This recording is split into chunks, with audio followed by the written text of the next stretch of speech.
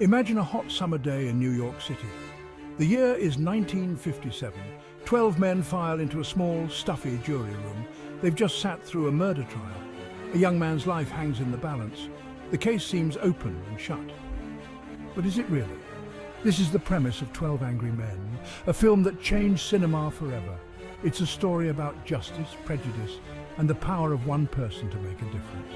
The entire movie takes place in this single room, but don't let that fool you. It's a roller coaster of emotions and revelations. 12 jurors must decide if a teenager is guilty of murdering his father. If they find him guilty, he'll face the death penalty. And as they begin their deliberations, it seems like an easy decision, but one juror isn't so sure. The tension is palpable as the jurors take their first vote. 11 hands shoot up for guilty, but one stays down. Juror 8, I'm not saying the kid is innocent, I'm not sure. And I think we need to talk about it. You can feel the frustration in the room. The other jurors are ready to go home. It's hot, they're tired. Why is this guy holding things up? But Juror 8 stands firm. He believes they owe it to the accused to discuss the case thoroughly. It's a matter of life and death, after all. This moment sets the stage for everything that follows. It's a powerful reminder of the importance of standing up for what you believe in, even when everyone else disagrees.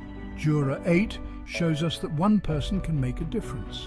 His stance also highlights the concept of reasonable doubt. Juror 8 isn't certain of the boy's innocence, but he has doubts about his guilt. As the deliberations continue, Juror 8 starts to poke holes in the prosecution's case. He questions the reliability of the witnesses. He challenges the uniqueness of the murder weapon. Each point he raises chips away at the certainty of guilt. Juror 8, look at this knife. It's identical to the murder weapon. They said it was one of a kind, but clearly it isn't. One of the most powerful moments comes when he produces a knife identical to the murder weapon. The other jurors had believed this knife was one of a kind. This revelation shakes their confidence. It's a stark reminder that things aren't always as they seem. Juror 8's methodical approach to the evidence is a masterclass in critical thinking. He doesn't just accept what he's told, he questions, he investigates, he looks at things from different angles. As the other jurors start to engage with the evidence, new perspectives emerge. The facts of the case start to crumble under scrutiny. As the discussion heats up, something ugly begins to rear its head: prejudice. Some jurors reveal deep-seated biases against the defendant. He's from a poor neighborhood. He has a troubled background. For some, that's enough to assume guilt. Juror 3. Those people from the slums, they're all the same. You can't trust them. Juror 10, in particular, spews hateful rhetoric about those people. His rant is so offensive that the other jurors literally turn their backs on him. It's a powerful visual representation of rejecting bigotry. But it also forces us to confront an uncomfortable truth. How often do our own biases influence our decisions, even if we're not aware of them? The film doesn't shy away from addressing these issues head-on. It forces us to confront our own prejudices, to question our assumptions, especially in a justice system where personal biases can have life-altering consequences. One of the most striking aspects of 12 Angry Men is its reliance on dialogue. There are no car chases, no flashy special effects, just words. But those words have the power to change minds, to reveal truths, to challenge assumptions. As the jurors debate, we see the power of effective communication. I don't bully or intimidate. I listen. I ask questions. I present logical arguments. It's a masterclass in persuasion, and it shows how reasoned discourse can bridge even the widest divides. The film also demonstrates the importance of active listening. As the jurors begin to truly hear each other, perspectives shift, minds open. It's a powerful reminder of how much we can learn if we're willing to really listen to those who disagree with us. But it's not just about the words themselves. It's about the emotions behind them. As we reveal more about ourselves, we see how personal experiences shape our views.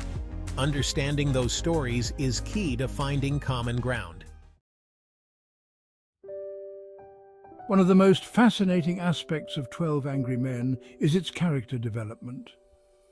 We start with 12 strangers. By the end, we feel like we know each of them intimately. It's a testament to the power of good writing and acting. As the deliberations progress, layers are peeled back. You learn about my troubled relationship with my son. You see Juror 4's logical mind grappling with emotional arguments. Each character is revealed to be more complex than they first appeared. This character development isn't just for dramatic effect. It shows us how our personal experiences shape our worldviews, how our past traumas can cloud our judgment. The transformation of some characters is particularly striking. Juror 7, who initially just wants to get to his baseball game, begins to take the process seriously. And I, an immigrant, passionately defend the American justice system. As the deliberations continue, we witness several key turning points.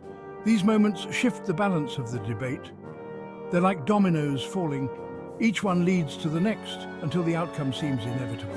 One crucial moment comes when they reenact the old man's testimony. He claimed he heard the murder and saw the boy fleeing in 15 seconds. But when they time it, they realize it's not possible. This physical demonstration sways several jurors. It's a powerful reminder of the importance of questioning even seemingly solid evidence. Another turning point comes when they discuss the woman who claimed to see the murder through a passing elevated train. Juror 8 points out that she wore glasses but didn't wear them to bed. Could she really have seen what she claimed? This revelation causes more jurors to doubt. These turning points aren't just about the case, they're about the jurors themselves. We see minds opening, perspectives shifting. As the deliberations reach their peak, emotions run high. Tempers flare. The pressure of the decision weighs heavily on everyone. It's in this pressure cooker environment that true characters are revealed. The climax comes when Juror 3, the last holdout for a guilty verdict, has an emotional breakdown. He's been the most adamant about the boy's guilt. But as he rants, it becomes clear that he's projecting his own issues with his son onto the case. It's a raw, powerful moment that lays bare the dangers of letting personal biases influence judgment. This scene is a masterclass in acting and direction. We see the facade crumble. The tough exterior gives way to a broken man. It's a reminder that often the loudest, most certain voices are masking deep insecurities or unresolved issues. The reaction of the other jurors to this outburst is telling. There's no gloating, no "I told you so," just quiet understanding.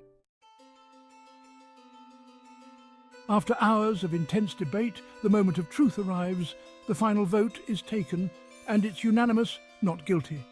But this isn't a triumphant Hollywood ending. There's no swelling music, no cheering crowds, just 12 tired men sobered by the weight of their decision. This subdued ending is perfect for the film's tone. It reminds us that in real life, justice isn't always clear-cut. The jurors aren't certain they made the right decision, but they are certain that they fulfilled their duty to consider the case carefully and fairly. As the jurors file out of the room, we see them in a new light. They've been changed by this experience. They've confronted their own biases. The final scene, where Juror 8 and Juror 9 exchange names, is particularly poignant. Now they're individuals who've shared an intense experience. Despite being over 60 years old, 12 Angry Men remains incredibly relevant today. Its themes of justice, prejudice, and the power of reasoned debate resonate strongly in our current political climate. In an era of echo chambers and polarization, its message is more important than ever. The film reminds us of the importance of critical thinking, of questioning our assumptions, of being willing to change our minds when presented with new evidence. These are skills we desperately need in today's world of fake news and social media bubbles. 12 Angry Men also highlights the dangers of rushed judgment. In our fast-paced world, we often make snap decisions based on incomplete information. This film reminds us to slow down, to consider all angles, to give others the benefit of the doubt. Perhaps most importantly, the film underscores the power of one individual to make a difference.